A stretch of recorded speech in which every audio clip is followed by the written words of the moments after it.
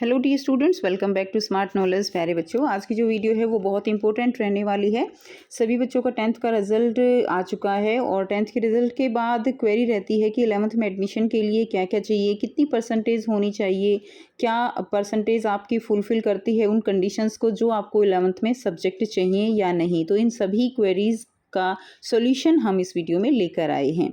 सो ये admission criteria है for class 11th in government schools. ठीक है, सो यहाँ पर आप देख सकते हो कि स्टूडेंट जो है जो 10th क्लास के बाद 11th में एडमिशन लेने वाले हैं, तो कंप्लीट आपको स्ट्रीम के साथ दिखाया गया है कि कितने परसेंटेज मार्क्स आपको चाहिए और किस तरह से आप अपने सब्जेक्ट जो है वो ले सकते हो। तो देखिए, सबसे पहले अगर आप साइंस स्ट्रीम लेना चाहते हो विद मैथ्स, ठीक है, जैसे कि नॉन मेडिकल हो गया, तो नॉन मेडिकल लेना है आपको, तो आपके एग्रीगेट पास मार्क जो है वो 55% होने चाहिए। एंड सब्जेक्ट जो grade required that is English में आपके 50% होने चाहिए, यानी दो कंडीशन हो गई। ठीक है, उसके बाद थर्ड कंडीशन क्या है कि अगर आपको स्टैंडर्ड मैथ्स लेना है तो उसमें क्या है, आपको 50% मार्क्स, यानी यहाँ पे क्या है कि जो मैथ्स है आपके उसमें ही टोटल 50% होने चाहिए। ये पहले था कि स्टैंडर्ड मैथ्स जो है वही होगा तो ही आपको 11th में साइंस मिलेगा, लेकिन बाद में इस आइडिया को ड्रॉप कर लिया गया था। तो अभी आपको मैथ्स में केवल 50% नंबर चाहिए और साइंस में भी आपके 50% होने चाहिए। यानी ओवरऑल क्या है कि आपको अगर साइंस नॉन मेडिकल लेना है तो एग्रीगेट आपके 55 होने चाहिए मिनिमम, इंग्लिश में 50, मैथ्स में 50 और साइंस में भी 50।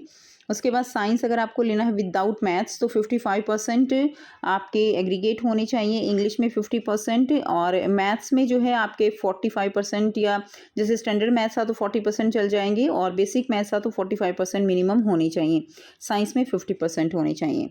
अब बात करते हैं कॉमर्स स्ट्रीम की। तो कॉमर्स में देखिए, अगर आपको कॉमर्स चाहिए विद मैथ्स, ठीक है, तो 50% एग्रीगेट होना चाहिए, इंग्लिश में 45%, स्टैंडर्ड मैथ्स है तो 50% होने चाहिए और सोशल साइंस है तो 45 जो है परसेंट आपके होने चाहिए।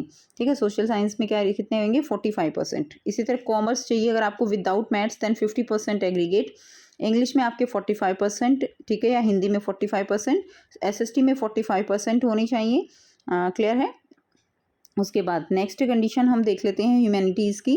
सो ह्यूमैनिटीज़ में a student must have declared pass. तो ह्यूमैनिटीज़ लेने के लिए जिसमें आप हिस्ट्री, पोल साइंस, इस तरह के सब्जेक्ट ले सकते हो, तो student must have declared pass at the secondary school examination by the CBSE. तो उसको केवल पास होना ज़रूरी है।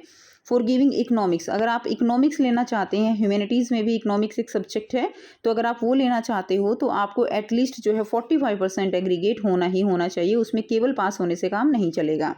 फॉर गिविंग मैथ्स, अब आप ह्यूमैनिटीज़ में मैथ्स लेना चाहते हो, जैसे पोल साइंस, हिस्ट्री, उनके साथ आप मैथ्स लेना चाहते हो, तो आपको student must have secure at least 50% in standard maths. तो आपको मैथ्स में जो है कम से कम 50% मार्क्स जो है वो आपके होने चाहिए, 50% मिनिमम, तभी आपको ह्यूमैनिटीज़ के साथ मैथ्स मिलेगा। तो ये कुछ कंडीशंस हैं जो कि बच्चे जो नेक्स्ट स्ट्रीम लेना चाहेंगे 11th में, उनके लिए आपको फुलफिल करना यहाँ पे ज़रूरी है।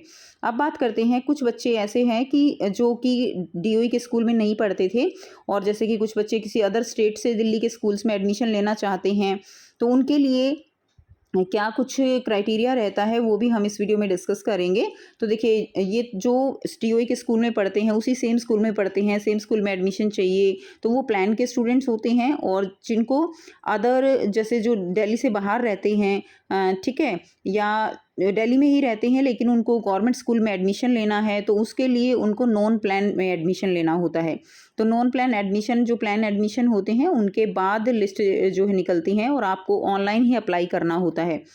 क्लियर। तो वो नॉन प्लान के बच्चे किस तरह से अपना कर सकते हैं, तो उसके लिए देखिए, उसके लिए सबसे ज़्यादा ज़रूरी है कि आपके पास दिल्ली का एड्रेस प्रूफ होना चाहिए। जिस स्कूल में आप एडमिशन लेना चाहते हो उसी स्कूल के आसपास जो अगर आप रहते हो या उसी एरिया में आप रहते हो, तो वहाँ का एड्रेस प्रूफ होना चाहिए।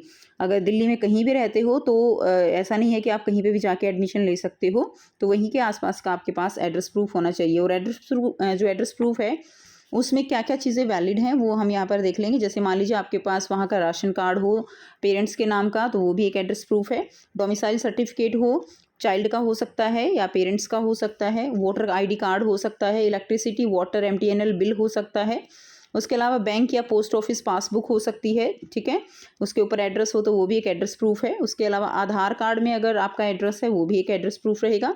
पासपोर्ट हो सकता है, एनडीएल हो सकता है, यानी ड्राइविंग लाइसेंस हो सकता है। इनमें से एक भी अगर चीज़ है जिस पे दिल्ली का एड्रेस है जहाँ पर आप एडमिशन लेना चाहते हो, तो वो एक एड्रेस प्रूफ रहेगा और आप इजीली उसको जब ऑनलाइन हम अप्लाई करते हैं तो वहाँ पर आप अप्लाई करेंगे और आपका एडमिशन उस स्कूल में हो जाएगा। ये नॉन प्लान बच्चों के लिए है, ठीक है। प्लान में तो कोई दिक्कत ही नहीं आती है, प्लान में एडमिशन ईजिली उन्हीं बच्चों का हो जाता है उन्हीं स्कूल में।